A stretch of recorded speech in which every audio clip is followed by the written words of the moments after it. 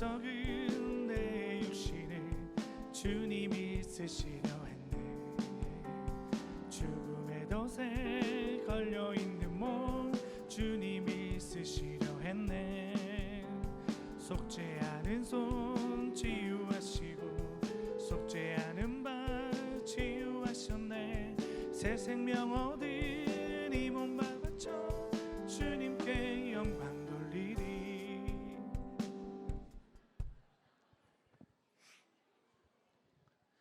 자, 첫 번째 선교학교에 오신 여러분들 주님의 이름으로 사랑하고 축복합니다.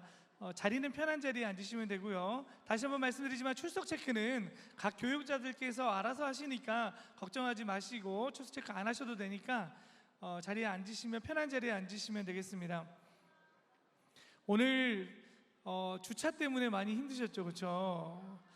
주차가 좀 원활하게 잘 진행되면 좋았을 텐데 주차 공간이 많이 없어서 다시 한번 죄송합니다. 오늘 선교학교 첫째 날이 참 중요한 날입니다. 그렇기 때문에 가급적이면은 선교학교에 다 참석을 하시면은 가장 좋고요. 제가 조금 이따 공지 드리겠지만 선교학교가 전체가 어떻게 진행되는지 제가 조금 이따가 설명드리도록 하겠습니다. 시간이 됐으니까 시작을 하도록 하겠습니다. 다 같이 찬양할 텐데요. 혹시 여러분 유튜브에 보시면은 청춘 찬양단이라는 찬양단 보신 적 있으신가요? 우리 한성교회 찬양사역자였던 유승화 전수사님도 같이 이렇게 하는 찬양팀인데 옛날 곡들을 굉장히 신나게 이렇게 찬양을 하더라고요. 근데 제가 얼마 전에 청춘 찬양단의 찬양 중에서 주님의 빚진 자라는 찬양을 듣는데 굉장히 신나더라고요. 해서 다 같이 이 시간 박수 치면서 다 같이 힘차게 찬양하며 나가도록 하겠습니다. 다 같이 박수로 힘차게 찬양하겠습니다. 할렐루야. 죄악에 썩은 내 육신을 주님이 쓰시려 했네. 죽음의 덫에 걸려있는 몸 주님이 쓰시려 했네. 속죄하는 손 치유하시고 속죄하는 발 치유하셨네. 새 생명 얻은 이 몸 다 바쳐 주님께 영광 돌리리. 먹물로 칠한 내 육신을 주님이 희게 하셨네. 십자가 보혈 증거하라고 주님이 살리셨네. 기도할 때에 음성 주시고 찬송할 때에 기쁨 주시네. 내 작은 입이 내 작은 몸이 주님의 붙들린 자라. 평생 갚아도 빚진 자 되어 주님의 빚진 자 되어 주님 가신 길 택하였건만 눈물만 쏟치네. 생명 주시니 주님이시라. 능력 주시니 주님이시라. 말씀 전하여 복음 전하여 주님의 빛. 다 같이 한번 고백할까요? 죄악에 썩은 내 육신을 주님이 쓰시려 했네. 죽음의 덫에 걸려있는 몸 주님이 쓰시려 했네. 속죄하는 손 치유하시고 속죄하는 발 치유하셨네. 새 생명 얻은 이 몸 바쳐 주님께 영광 돌리리. 먹물로 칠한 내 육신을 주님이 희게 하셨네. 십자가 보혈 증거하라고 주님이 살리셨네. 기도할 때에 음성 주시고 찬송할 때에 기쁨 주시네. 내 작은 입이 내 작은 몸이 주님의 붙들린 자라. 평생 갚아도 빚진 자 되어 주님의 빚진 자 되어 주님 가신 길 택하였건만 눈물만 쏟치네. 생명 주시니 주님이시라. 능력 주시니 주님이시라.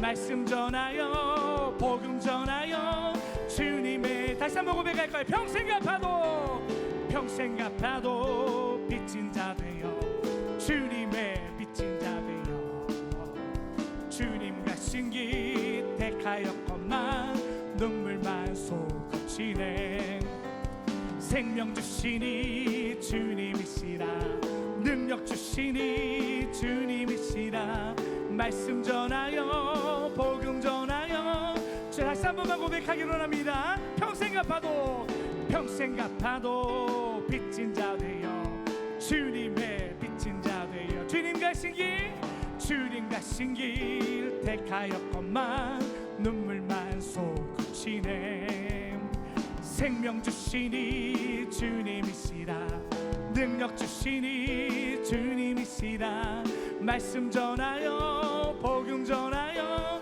주님의 빛에 갚으리. 아멘.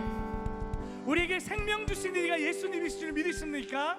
능력 주신 이가 예수님인 줄 믿으십니까? 우리는 그 생명과 능력을 받은 사람들인 줄 믿습니다. 아멘.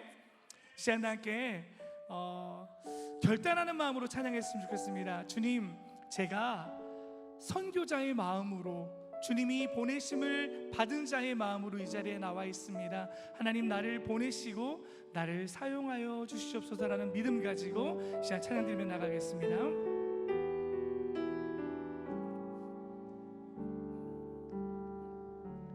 주님, 내가 여기 있사오니 나를 보내소서. 나의 마음 나의 몸 주께 드리오니 주 받으옵소서. 주님, 내가 여기 있사오니 나를 써주소서. 가진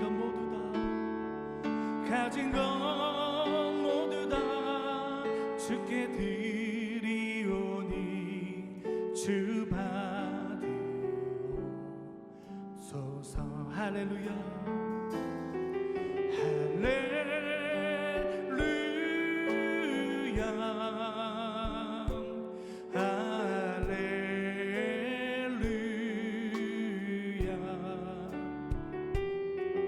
할렐.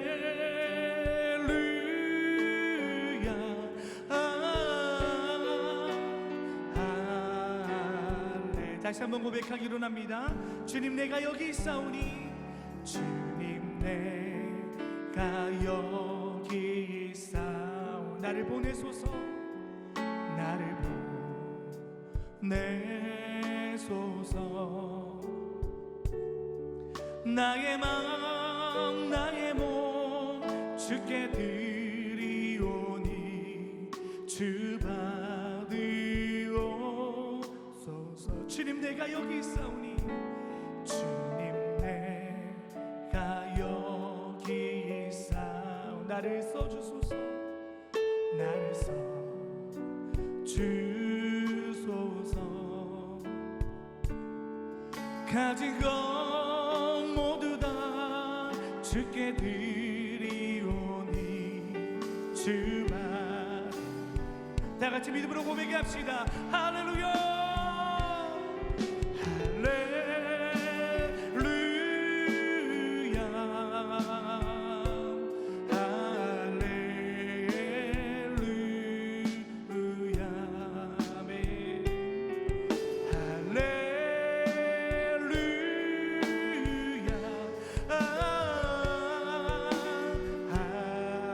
전심을 내고 고백하길 원합니다. 주님을 찬양합니다. 할렐루야 할렐루야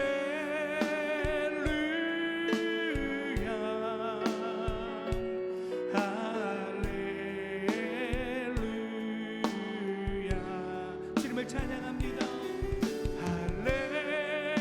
할렐루야 할렐.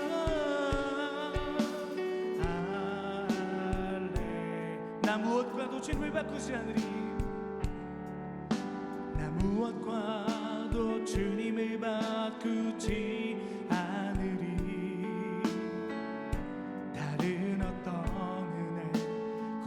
주님만이 내 삶에, 오직 주님만이 내 삶에 도움이시니 주의. 우리 다시 한 번만 고백하기로 합니다. 나 무엇과도 주님을 바꾸지 않으리. 나 무엇과도 주님을 바꾸지 않으리. 다른 어떤 은혜 구하지야. 오직 주님만이, 오직 주님만이 내 삶에 도움이시니 주의 얼굴 보기. 주님 사랑해요. 주님 사랑해요.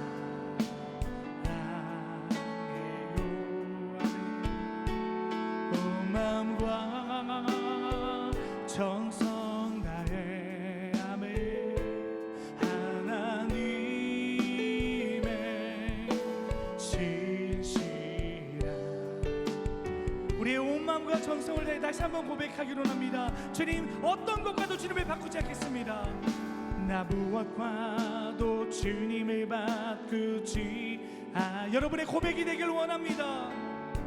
다른 어떤 은혜 구한 오직 주님만이, 오직 주님만이 내 삶에 도움이시니 주의 얼굴 보게. 다 같이 고백할까요? 주님 사랑해요. 주님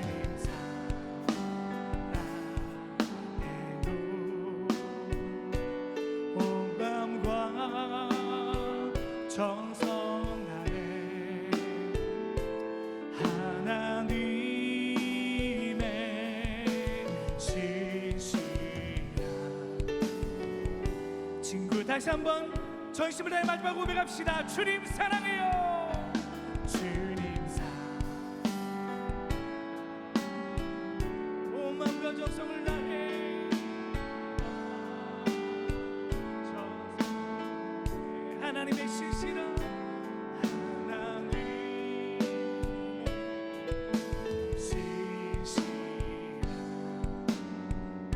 친구 되기. 우리 한번 다 같이 기도하며 나갔으면 좋겠습니다. 우리 하나님께서는요, 우리에게 말할 수 없는 사랑을 베풀어 주셨습니다. 죽을 수밖에 없는 우리를 자녀 삼아 주시고 예수 그리스도의 십자가의 보혈의 능력으로 우리를 다시 살리셨습니다. 시편 말씀을 보면요, 내가 내게 주신 은혜를, 주님께서 우리에게 주신 그 은혜와 사랑을 우리가 무엇으로 보답할 수 있을까? 시편 기자는 그렇게 고민합니다.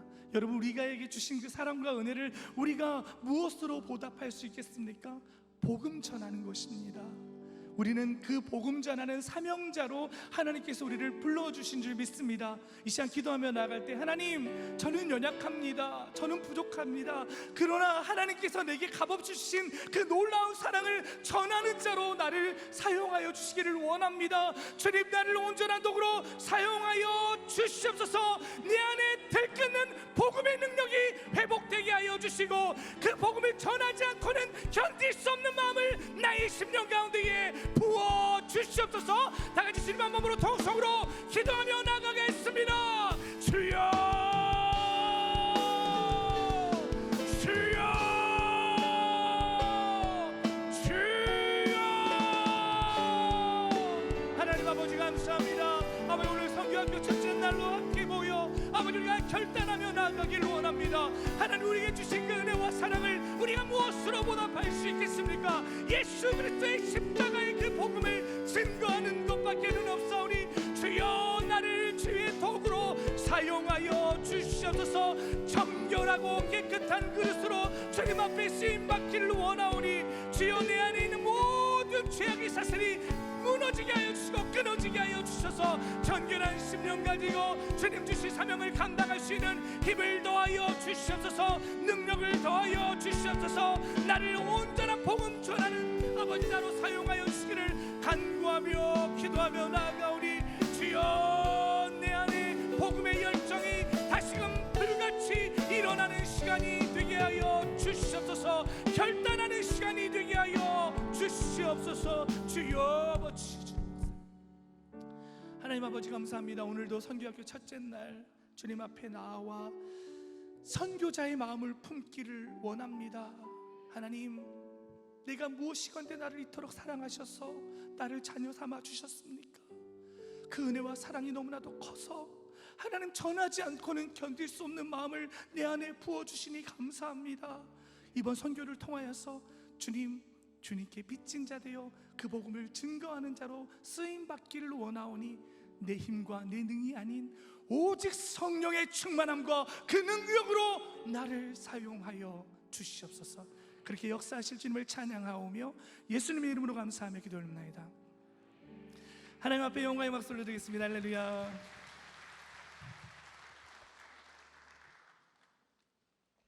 네, 오늘 선교학교 첫째 날입니다.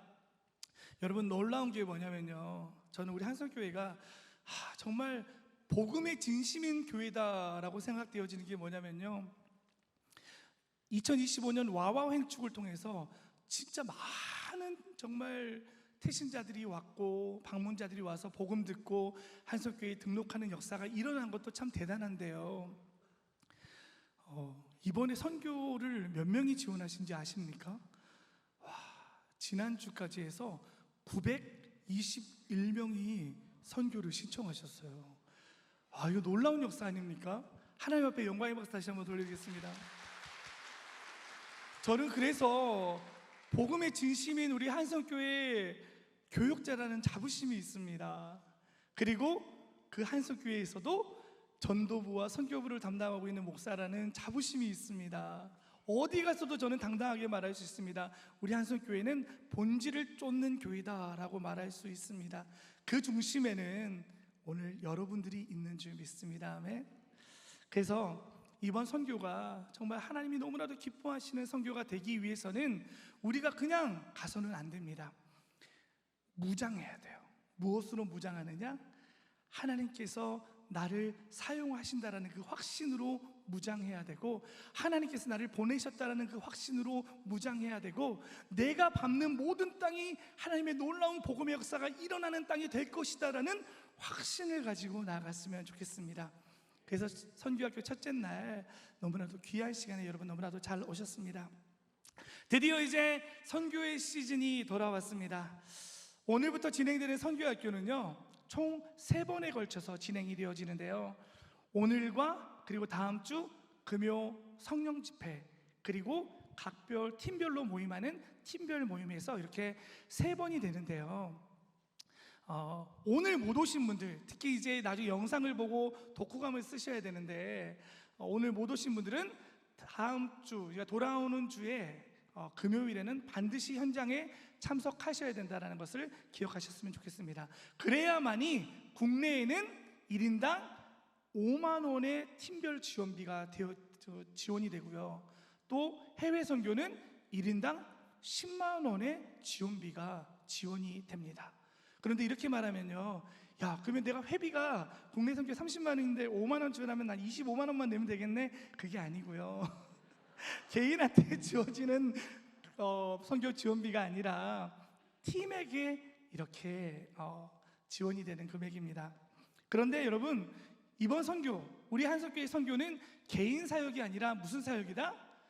팀 사역이다. 그래서 혼자 전도지 들고 복음 전하는 것이 아니라 하나의 팀이 함께 움직여서 하는 사역이기 때문에 팀 사역의 첫 번째 미션이 바로 이 선교학교 수료입니다.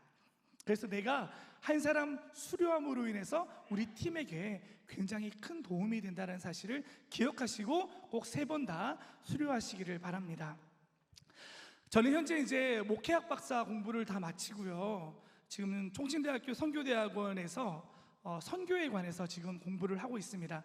이제 이번 돌아오는 학기를 하면은 이제 졸업을 하게 되는데요, 교회가 최종적으로 추구해야 될 본질적인 사명이 바로 선교인데, 목사인 저조차도 선교란 무엇인가를 정의하는 게 되게 어렵더라고요. 그래서 내가 참 무지하구나라는 생각이 들면서 좀 공부해야 되겠다. 한성교회 전도 선교를 담당한 목사라면 그래도 선교에 관해서 어느 정도 공부를 해야 되지 않겠나라고 생각하고 제가 입학해서 지금 2년째 공부를 하고 있는데요, 야, 정말 저는 너무나도 놀라운 일들을 경험하게 되고 알게 되었습니다. 19세기 후반부터요, 이 땅에 우리 한국교회가 태동되어지고 지금의 모습까지 세워지기까지는요, 알렌 선교사님, 언더우드, 토마스, 아펜젤러, 칼 귀출라프 같은 정말 많은 선교사님들이 이 땅 가운데에 땀방울을 흘리셨고 핏방울을 흘리셨기 때문에 지금의 교회가 존재하구나라는 것을 알 수 있게 되었습니다. 전도 이제 선교를 앞두고 여러분 혹시 마포부에 가시면은 양화진 선교사 묘원에 가보신 분 계십니까? 저는 선교를 앞두고 양화진에 한번 다녀왔는데요, 선교사님들의 묘를 보면서 굉장히 마음이 숙연해지더라고요. 저들은 도대체 어떤 마음으로 변방의 작은 나라인 한국에 들어와서 환대해 주지도 않는데 위험을 무릅쓰고 복음을 전했을까? 복음을 거절하고 핍박했던 사람들을 마주했을 때에 저들의 심정은 과연 어땠을까라는 그런 마음이 들기 시작했습니다. 그런데 언더우드 선교사님이 남긴 명언이 있더라고요. 어떤 말이냐면, 내게 조선은 사랑의 땅이며 그들의 영혼은 내 생명의 소망이다 라는 명언을 남겼습니다.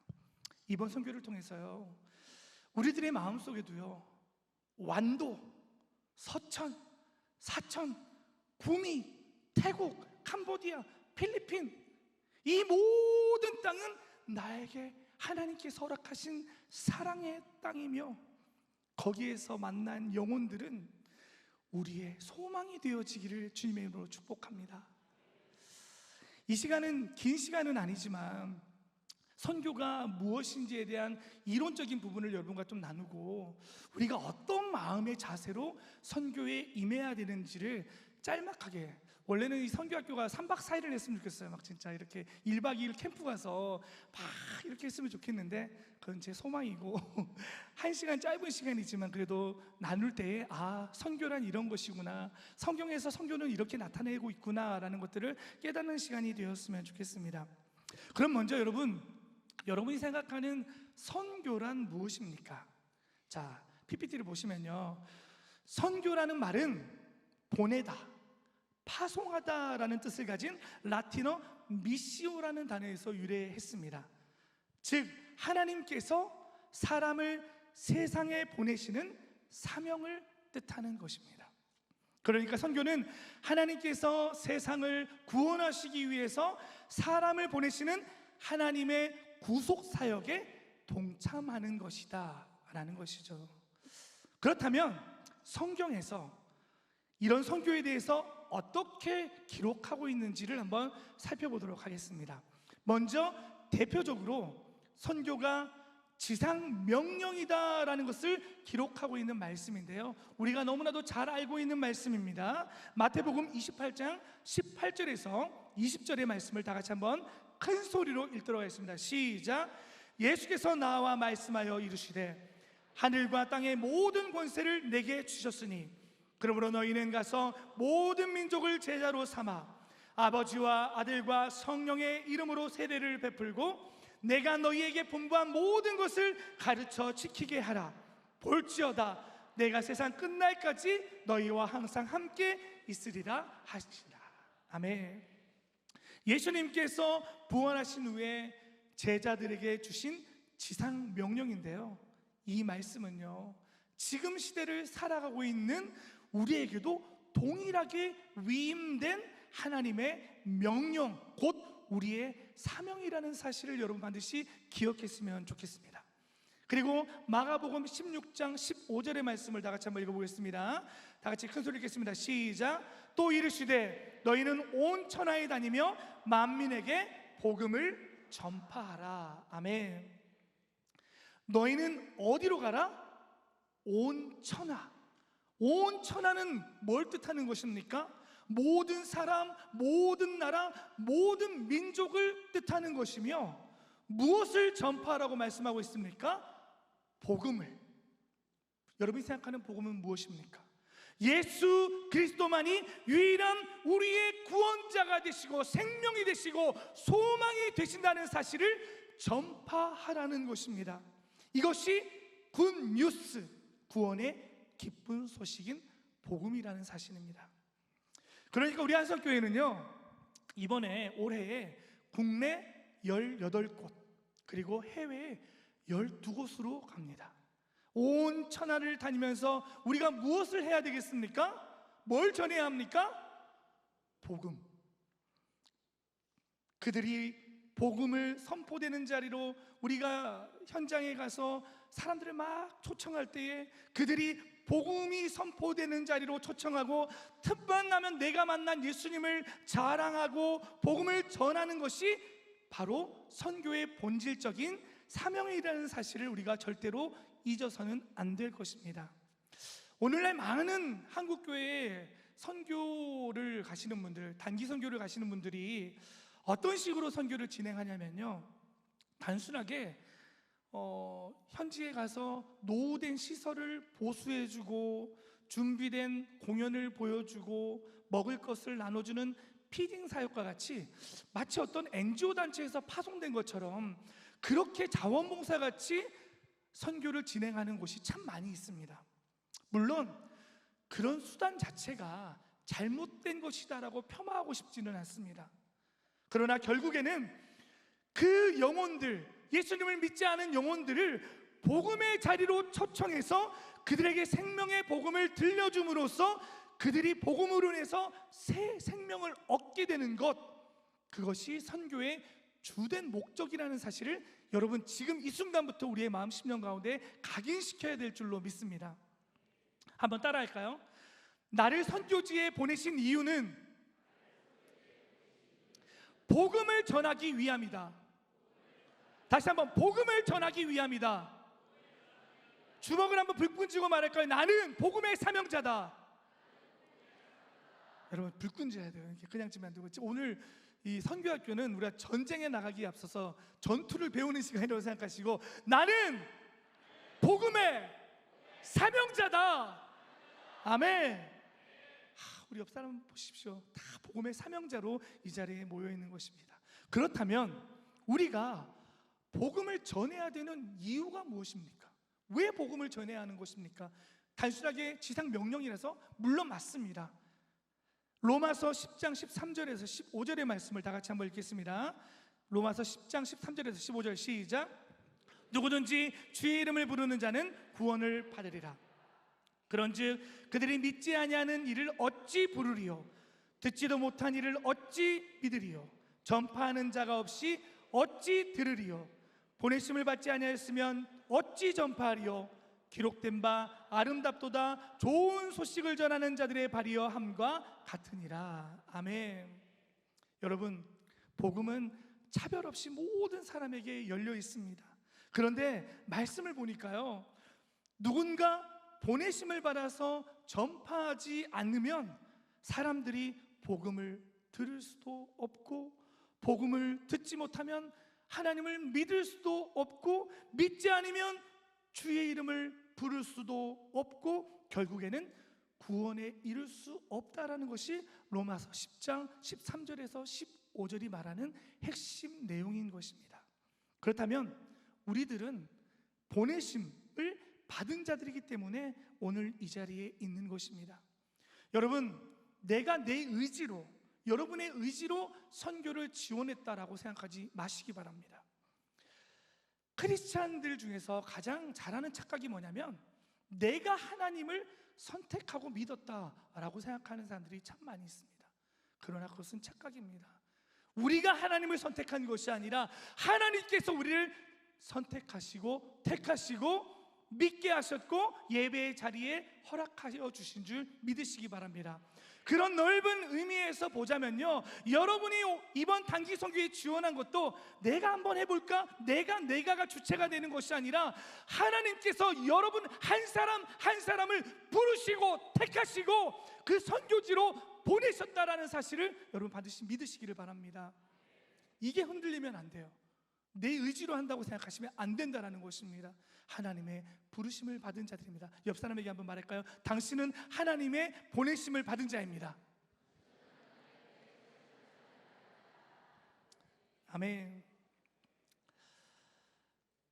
그러니까 나에게 선교적 마음을 주신 분이 하나님이라는 사실입니다. 그리고 여러분들처럼 보내심을 받은 자를 성경에서 뭐라고 기록하고 있습니까? 아름답도다 라고 했습니다. 여러분 그거 아십니까? 여러분 얼마나 한 사람 한 사람이 아름다운 사람인지. 저는 특별히 우리 믿음의 장년들도 너무나도 귀하고 아름답지만 우리 믿음의 다음 세대들이 너무나도 아름답습니다. 이 시대에 많은 교회들이 주일학교가 없어지고요, 청년들이 모이지 않는다고 합니다. 특별히 20대 이상의 청년들은요, 무신론자들이 너무 많아지고 있습니다. 신은 존재하지 않다. 신이 존재한들 나에게 별로 필요가 없어. 그렇게 생각하는 청년들이 참 많이 있어서 무신론자들이 많이 늘어나고 있다고 합니다.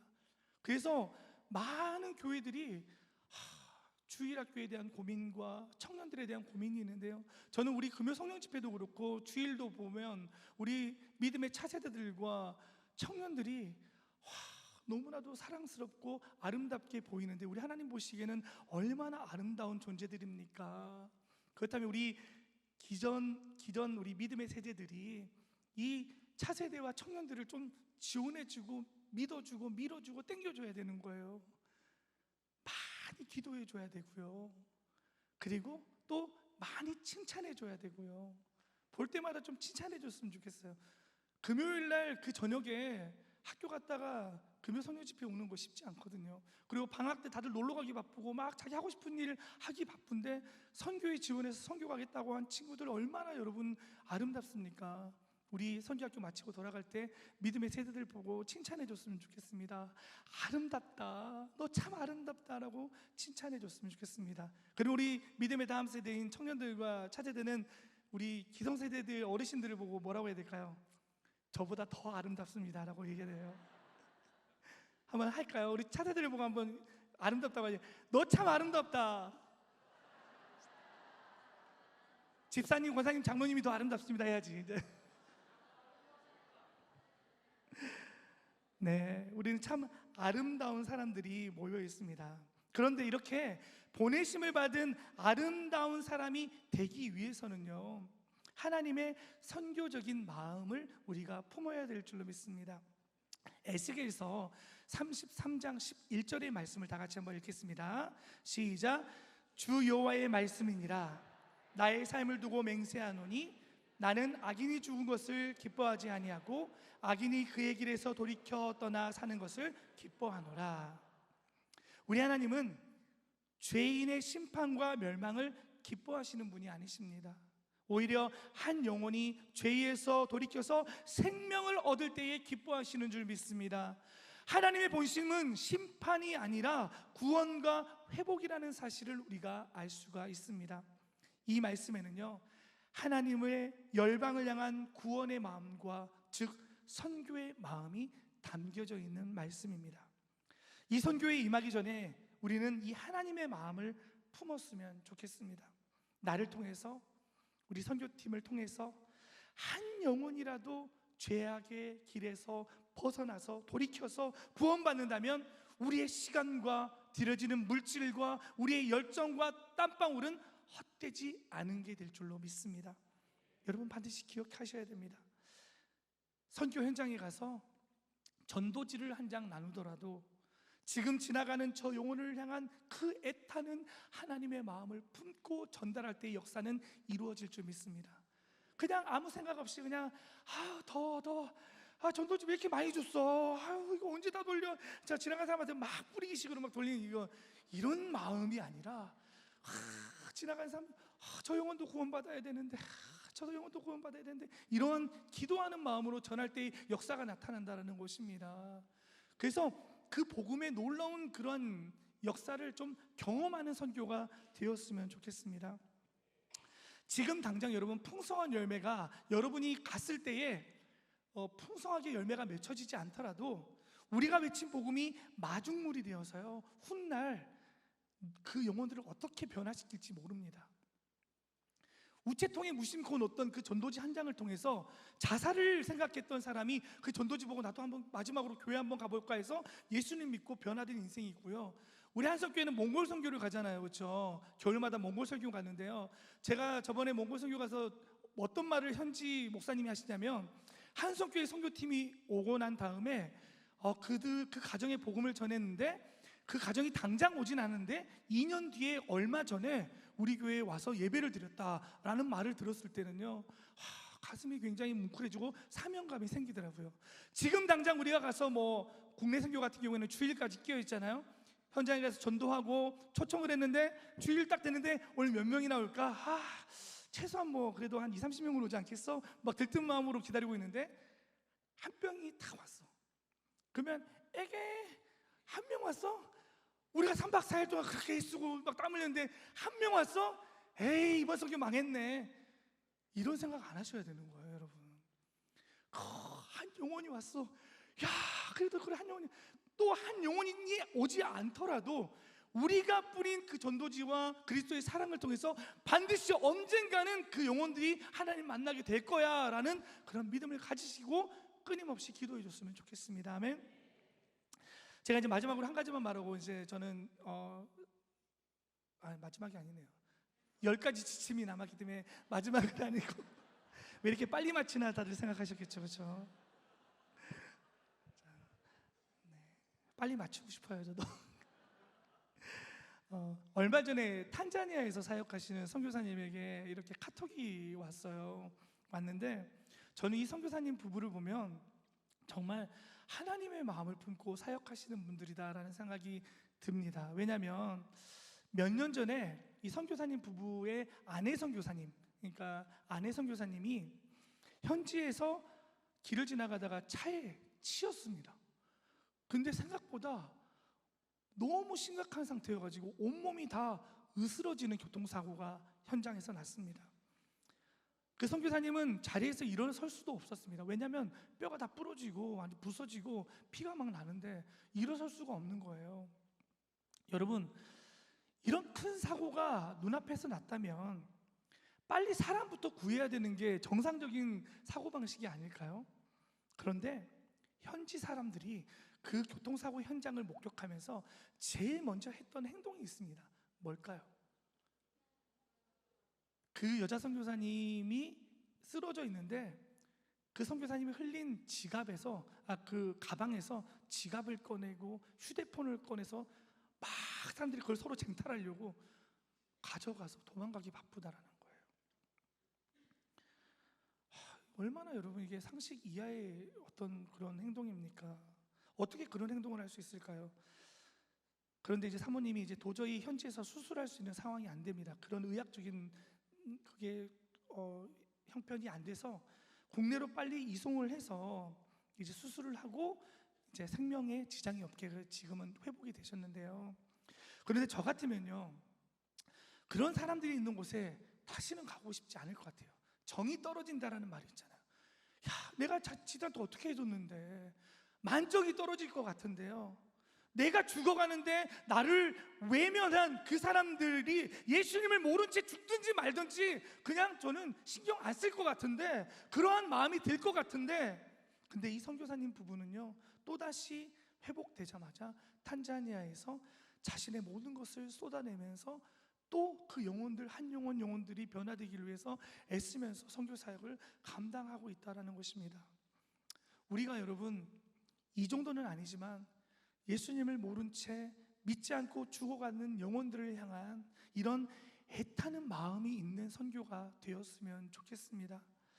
오늘 선교학교 첫날 오리엔테이션이라서 제가 길게 많은 것을 나누지 않았지만 핵심은 그겁니다. 하나님께서 나를 보내셨고 그곳에 보내신 이유는 그리스도의 사랑과 복음을 전하는 것이며, 나는 그 복음을 전하기 위해서 하나님의 마음을 품고 무장되기 위해서 이 선교를 준비하는 기간 동안 그렇게 힘쓰고 애쓰며 기도해야 된다, 준비해야 된다는 것이 오늘 선교학교의 핵심이라는 사실을 기억했으면 좋겠습니다. 그렇다면 올 여름 단기 선교를 위한 10가지 지침을 나누고 선교학교 첫째 날을 좀 기도 한번 하고 마치도록 할 텐데요. 첫 번째, 한번 다 같이 외치겠습니다. 첫 번째, 단기 선교의 목적을 분명히 하라. 단기 선교는 현지 선교사, 목회자와 현지 교회 사역을 돕고 격려하며 보완하는 역할을 하는 사역입니다. 그렇기 때문에 현지 사역자들과의 긴밀한 연계를 통해서 그 교회가, 그 선교지가 어떤 사역이 필요한지 점검하고 또 어떻게 해야지 그 지역에 복음을 전할 수 있는지를 잘 분별해야 될 줄 믿습니다. 간혹 선교지에 가서 그냥 수련해 온 것처럼 선교팀끼리 막 모여서 교제하고 말씀 나누는 시간만 주로 보내다가 오는 경우가 종종 있습니다. 물론 함께 교제하고 기도하고 은혜 나누는 시간이 필요합니다. 그러나 그게 주 메인이 돼서는 안 되고 우리를 보내신 것은 그 지역의 그리스도의 사랑과 복음을 전하기 위한 것이다 라는 것을 기억하시고, 우리 한성교회 해외 선교는 현지 교회와 선교사님들이 보다 복음을 효과적으로 전달할 수 있도록 돕기 위한 목적이 1번이고, 국내 선교는 가서 복음을 선포하는 주일 예배로 초청하는 미니 행축을 진행하는 것이 주된 목표라는 사실을 기억했으면 좋겠습니다. 두 번째, 프로그램을 준비하지 말고 선교를 준비하라. 많은 경우에 현장에 가서 사역할 프로그램만 준비하는 데에 대부분의 준비 시간을 활용하는 경우가 있습니다. 시설 보수, 공연, 성경학교 등 준비, 이런 것들도 물론 준비 시간이 필요하지만 선교가 무엇인가를 깊이 생각하고 팀끼리 모여서 나누는 시간도 반드시 필요하다는 것입니다. 선교는 그냥 멀리 가는 것이 아니라 각 나라마다 또 지역마다 다른 문화에 가는 것입니다. 따라서 문화를 넘어간다는 것이 의미하는 바가 무엇인지를 충분히 생각하고 가야 한다는 것입니다. 그래서 그 지역은 어떤 특성을 가지고 있고 또 어떤 문화가 있고 어떤 사역을 해야 되는지를 사전에 교육할 필요가 있다는 것입니다. 특히 해외 선교는 마찬가지입니다. 캄보디아라는 나라가 어떤 나라인지, 어떤 문화가 있는지, 또 필리핀, 태국 마찬가지입니다. 국내 선교도 마찬가지입니다. 지역적인 색깔들이 좀 있거든요. 그 지역의 상태를 잘 점검하고 준비해야 합니다. 세 번째입니다. 짧은 기간 방문이 장기적인 효과를 주도록 하라. 며칠간의 짧은 방문이 장기적인 영향을 미치게 하기 위해서는요, 그곳에서 만나는 사람에게 집중해야 합니다. 프로그램을 돌리거나 무엇을 나눠주고 오는 일에 정신을 팔리게 되면 실제 그 지역의 사람들과 깊은 어떤 교제를 나누고 나눔을 할 시간이 적어질 수도 있다는 것입니다. 그렇게 되면 장기적인 효과를 얻기가 어렵다는 것입니다. 그래서 이번 선교는요, 여러분, 사람에게 집중하는 시간이 되시기 바랍니다. 국내 선교도 마찬가지입니다.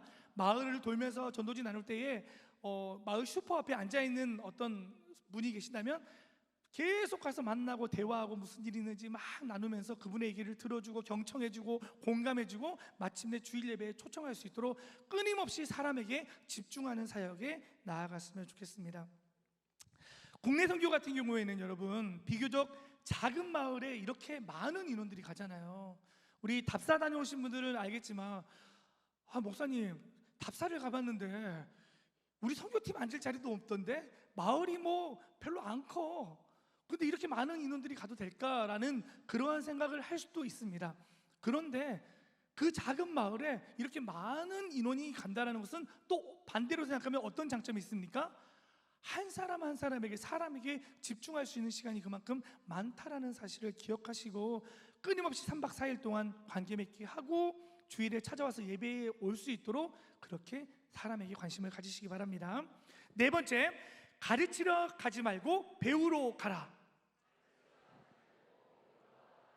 선교를 가는 사람은 무엇인가를 가르치고 와야 하고 그들은 무엇을 배워야 한다라는 패러다임에서 우리는 벗어나야 합니다. 함께 서로를 배우고 경험하는 것이 중요합니다. 현장 전도를 나가더라도 우리 전도팀만 구성해서 나가지 말고 현지 성도님들과 소통하고 어울려서 함께 준비하며 서로에게 뭔가를 배울 수 있는 시간이 되었으면 좋겠습니다. 해외 선교를 가는 팀도 마찬가지입니다. 여기는 우리나라보다 뭐 못 사는 나라인데 우리가 여기 이 사람들한테 배울 게 뭐가 있어라고 교만한 생각하지 말고요, 그 나라의 문화와 예의라든지 여러 가지 상황들을 배우고 올 수 있는 시간이 되었으면 좋겠습니다. 다섯 번째, 늘 개인이 아닌 공동체를 먼저 생각하라. 한석교회는요, 개인이 아니라 팀으로 움직이잖아요. 그래서 이드로가 모세한테 10부장, 50부장, 100부장, 1000부장을 세우라고 한 것처럼 각 팀에는 선교팀의 리더십들이 구성되어져 있습니다. 특히 교육자들이 있고요, 또 회계를 담당하는 게 있고, 뭐 팀장이 있을 수도 있고, 뭐 어떤 파트 팀장이 있을 수도 있잖아요. 그런데 선교지에 가면요, 막 이렇게 막 네가 잘났니, 내가 잘났니, 내가 할 거야, 네가 할 거야, 막 이렇게 서로 의견을 내는 것이 아니라 리더십의 전체 진행에 반드시 순종해야 됩니다. 그것이 내 생각과 내 뜻에 맞지 않더라도 선교지에 가서는요, 순종해야 될 줄로 믿습니다. 한번 따라할까요? 리더십에게 순종하겠습니다. 왜 중요하냐면요, 제가 단적으로 예를 하나 들어볼게요. 꿀벌이 말벌을 이길 수 있을까요? 없죠. 있으세요? 말벌 한 마리가 꿀벌집에 오면요, 꿀벌을 초토화시켜요. 그렇죠? 완전히 수백 마리, 수천 마리를 한 마리, 말벌 한 마리가 초토화시킵니다. 그런데 이 꿀벌이 말벌을 이길 수 있는 유일한 한 가지 방법이 있습니다. 뭐냐면, 말벌이 왔을 때에 이 꿀벌들이 전체 다 한 마리도 빠짐없이 다 이 말벌을 에워쌉니다. 그리고 날개짓을 막 합니다. 그러면 뭐가 날까요? 몸에서 열이 나죠. 열이 나죠. 그래서 그 열이 빠져나가지 않도록 다 날깃을 하면 열이 올라서 이 말벌이 다 죽습니다. 그래서 말벌을 이길 수 있는 거예요. 그런데 만약에 그 여러 꿀벌 중에서 날갯짓을 하지 않거나 나 한 명쯤은 빠져도 괜찮겠지라고 생각해서 빠져나가면 그 틈 사이로 열이 빠져나가겠죠. 그러면 승리할 수 없는 것과 같은 이치입니다. 여러분, 뭔가 다 같이 나가서 합시다 할 때 다 같이 가서 막 외치면서 하고, 아유 나 하나 짱 박혀도 모르겠지 하고, 화장실에 가서 아유 덥다 부채질하고 있고, 저도 다 끝나면 다 끝났나, 아유 나가서 밥이나 먹으러 가자, 이런 행동을 하는 분이 있을까요, 없을까요? 있습니다. 있어요. 왜냐면 제가 예전에 그랬거든요. 제가 A형이라서요, 전도 나가기가 너무 싫은 거예요. 왜냐면 거절당하니까 너무 부끄럽더라고요. 이게 전도지 나눠주는데 거절을 당하니까. 그래서 그때 제가 전도사였는데, 전사님 전도하러 나갑시다 하면은 맨날 배 아프다고 화장실에 가서 이렇게 앉아있다가 차가 가. 차가 갔네요. 없네. 나 못 나가겠네. 그래서 기도나야겠다. 그런 적이 있었어요. 정말 부끄럽지만 전도사 시절에 그런 적이 있었습니다. 여러분, 그렇게 하지 말고 나 한 사람쯤이야가 아니라 나 하나부터가 라고 생각하시고, 여러분 선교지에 가서 최선을 다해서 리더십에 순종해서 시키는 대로 하라는 대로 그렇게 열심히 하면 역사가 일어나게 될 줄 믿습니다. 여섯 번째, 현지 교회나 현장 선교사가 원하는 사역을 하라. 현장 상황을 무시한 채 가는 사람들이 사역의 내용을 일방적으로 정하고 보여주기 위한 것이 아니라 현지 사역자들과 목회자들이 요청하는 사역들을 좀 중점적으로 했으면 좋겠습니다. 선교는 우리의 사역을 하러 가는 것이 아니라 그들의 교회를 돕는 일이기 때문인 것입니다. 그러나 다시 한번 말씀드리지만 그것이 복음 전하는 것과 연결되어져야 되고, 복음 전하는 수단이 되는 사역을 반드시 해야 됩니다. 자, 일곱 번째, 평가에는 반드시 현장에서 하고 돌아오라. 선교 갈 때는 다 같이 막 가는데 거기서 뭔가 이번 선교가 어땠는지에 대한 나눔이 없으면요, 다시 교회에 돌아와서는 휴가 가기 바쁘고 또 자기 일하기 바쁘고 하다 보면 선교팀이 다 모이는 게 쉽지가 않습니다. 다 모여 있을 때에 짧게, 그렇다고 해서 이제 막 한 사람씩 돌아가면서 얘기하라니까, 예전에 그런 경우가 있었어요. 쭉 어디라고 얘기하면 또 누군지 알까봐 제가 실명을 말하지 않지만, 어떤 선교지에 갔는데 선교대원 80명을 앉혀놓고 다 한 사람씩 돌아가면서 막 한 5분씩 얘기를 막 해. 이번 선교를 통해서 저는 많은 것들을 깨닫게 되었고요. 근데 한두 사람 할 때는 이제 괜찮은데 한 10명 지나고 나면 다들 막, 안 그래도 피곤한데, 그래서 새벽이 됐는데 막 다리 아픈데 막 계속하고, 목사님은 한 사람 말할 때마다 이번에 이 집사님 제가 봤는데 너무 열심히 하시고 도전이 됐고 막 이런 코멘트까지 해주니까 새벽 3시, 4시까지 막 그런 나눔을 이어가서 다음날 사역에 지장이 생길 수도 있어요. 그렇기 때문에 가급적이면 이러한 평가에는 선교가 이제 다 이제 마치고 마지막 날을 좀 한 군데 잡아서, 해외 선교는 비행기에서 자면 되고 국내 선교는 다음 날 좀 이렇게 쉬더라도 현장에서 그 은혜들을 잠깐이라도 나누고 오는 시간을 가지는 게 좋다라는 얘기입니다. 아시겠죠? 자, 8번째, 반드시 일기를 쓰라. 네, 단기 선교 중에서 하나님께서 지속적으로 여러분들한테 주시는 그 마음들이 있을 거예요. 그런데 현장에서, 그리고 돌아와서 얼마 되지 않았을 때는 그 마음이 막 뜨거워서 내가 내년에도 한번 선교를 갈 거야 막 불같이 임하다가 또 세상을 살아가다 보면은 아휴, 또 내년에는 못 가겠어, 지금 상황이 안 돼 하는데, 여러분 단기 선교 가서 일기를 쓰잖아요. 짧게라도 일기를 쓰고 놔두면요, 나중에 뭐 정리하다 딱 보면 내가 그때 캄보디아 선교 가서 이런 은혜가 있었구나, 내가 참 힘들 때 정말 결단해서 가니까 하나님께서 이런 은혜를 부어주셨구나라는 것들이 막 생각나고 다시 한번 선교를 결단할 수 있게 되는 매개체가 되니까 일기를 쓰는 것도 좋습니다. 밤에 자기 전에 카톡으로 써도 괜찮고 아니면 뭐 여러 가지 방법들이 있으니까 꼭 일기를 쓰면 좋을 것 같습니다. 그리고 9번째, 위기 상황 대처를 훈련하고 떠나라.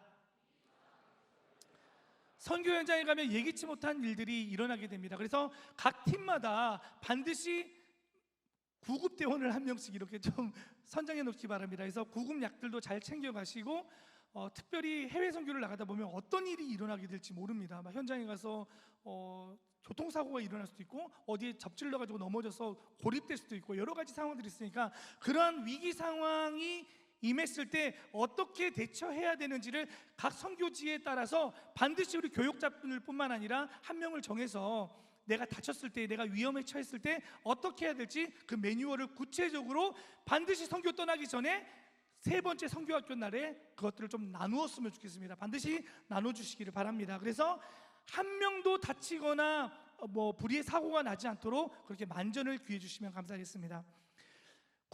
지금 21명이 지원했다 했잖아요. 920명이 다 잘하고 왔는데 한 명이 다치면요, 그로 인해서 참 많은 교회에 어려움이 생길 수도 있으니까 여러분들 안전 사고에 대처를 잘해 주시기를 꼭 부탁드리겠습니다. 마지막입니다. 10번째, 선교 이유가 중요함을 인식하라. 여러분 선교 다녀오면요, 사단마귀가 우리를 그냥 내버려 두겠습니까? 짧게는요, 이제 선교 갔다 와서 비행기에 내려서 이제 막 아니면 버스에 내려가지고 집에 가자마자 막 남편에게, 자녀들에게, 엄마에게, 아빠한테 막 쏟아내가지고 그 선교 때 받았던 그 감동과 은혜를 다 입고 털어내고 나면요, 여러분 사람이 은혜를 털어내고 나면요, 은혜를 받았는데 그걸 지키지 못하고 털어내고 나면 더 강팍해집니다. 그래서 선교 다녀왔는데 사람이 더 막 강팍해져 갖고 왔어. 그런 사람들이 있을 수 있다는 거예요. 그래서 선교 다녀와서는요, 제일 중요한 게 뭐다? 마음 지키기예요. 여러분 마음을 지키려면 뭘 지켜야 될까요? 입을 지켜야 됩니다. 입을 지켜야 돼. 교회 와서도 이번 선교 어땠어요 권사님한테 너무 좋았어, 다음엔 또 꼭 같이 갔으면 좋겠어 이랬는데, 아유 말도 마, 나 이번에 선교 갔는데 잠을 제대로 못 자가지고 나 지금 밤에 와가지고 내가 다시는 가나 봐. 내가 또 주방에서 식사 봉사하고 막 했는데 어떤 권사 들어와가지고 막 얘기하는데, 아유 왜 그렇게 말이 많고 잔소리가 많어, 난 그 사람하고 다시는 선교하는 거야. 이런 얘기들을 막 토해내면요, 여러분 받을 의뢰 다 까먹고 플러스 알파로 더 시험 들 수 있으니까요. 여러분 입을 지켜야 되고 마음을 지켜야 되며, 선교 다녀오고 난 이유가 더 중요하다는 사실을 반드시 기억하시기를 바랍니다. 아멘.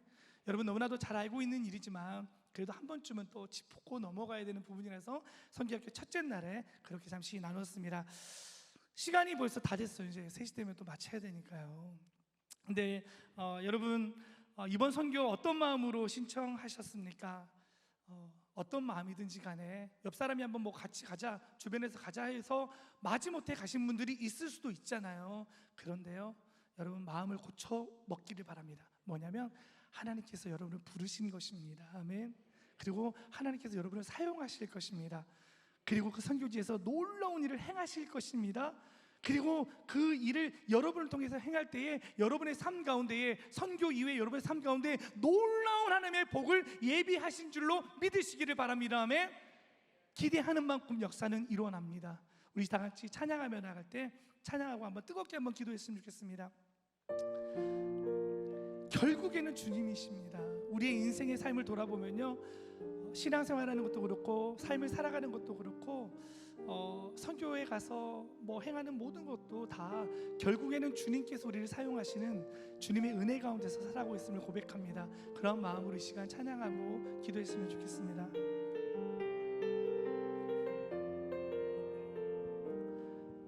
끝없을 것 같은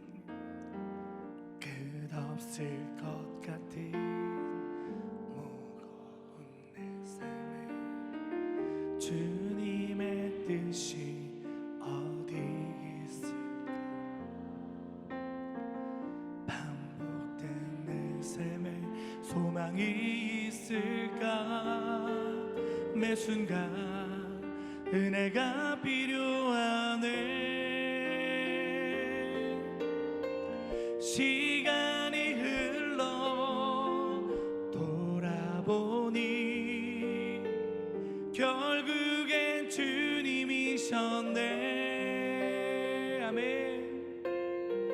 주님을 빼고선 설명이 안 되네. 은혜 속에 살고 있었네. 어제도 오늘도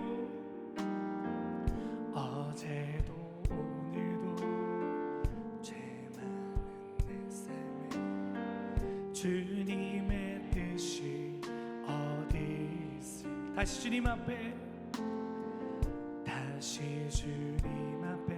나갈 수 있을까? 매 순간 은혜가 필요하네. 시간이 흘러 돌아보니 결국엔 주님이셨네. 아멘. 주님을 빼고선 설명이 안 되네. 은혜 속에 시간이 흘러 돌아보니 결국엔 주님이셨습니다. 시간이 흘러 돌아보니 결국엔 주님이셨네. 아멘.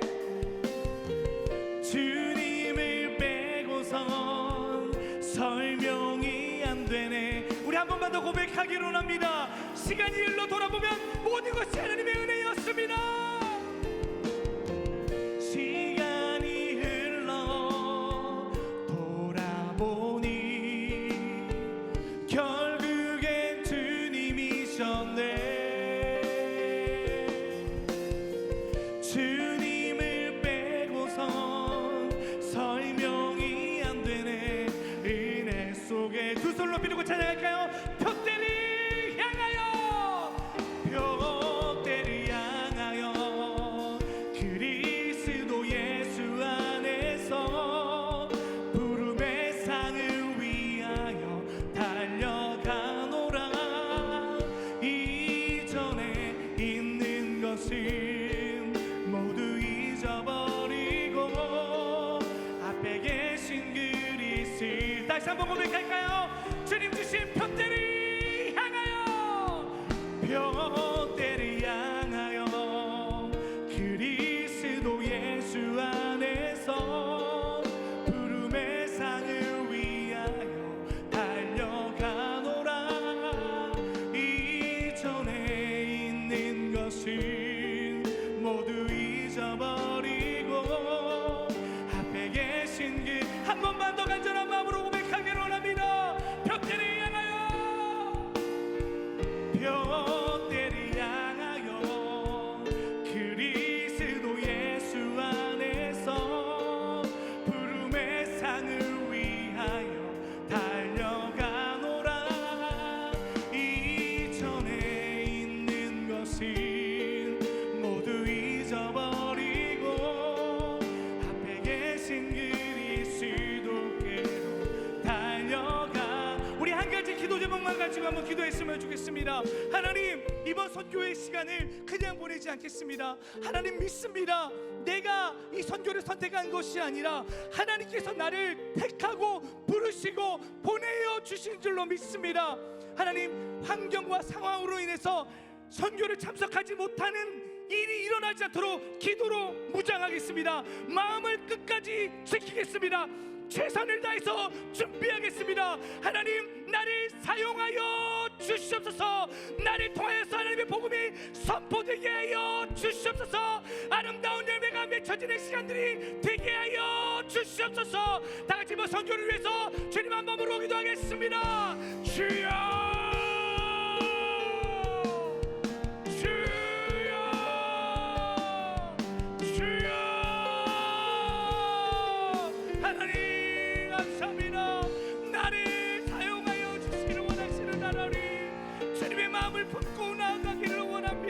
하나님, 나를 세우시고 택하시고 부르셔서 선교지로 파송하여 주신 줄 믿사오니 주여, 선교사의 마음을 나의 심령 가운데 품고 나아가기를 원합니다.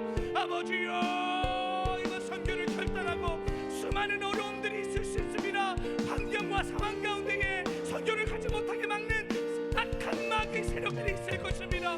아버지, 하지만 결코 지지 않겠습니다. 결코 타협하지 않겠습니다. 주여, 맡겨주신 그 표대와 그 사명을 향하여 끝까지 완주하며 그 사명을 감당하는 시간이 되게 하여 주시고, 우리가 그리스도의 복음을 들고 그 현장에 갈 때에 하나님 예비하신 영혼들을 만나게 하여 주시고, 그들에게 그리스도의 복음을 선포하며 나아갈 때에 주여, 놀라운 복음의 역사가 일어나는 현장이 되게 하여 주시옵소서.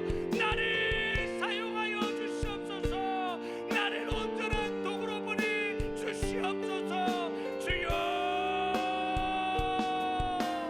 주여, 우리의 심령 가운데에 전하지 않고는 견딜 수 없는 마음을 부어 주시옵소서. 아버지여, 주여, 역사하여 주실 줄 믿습니다.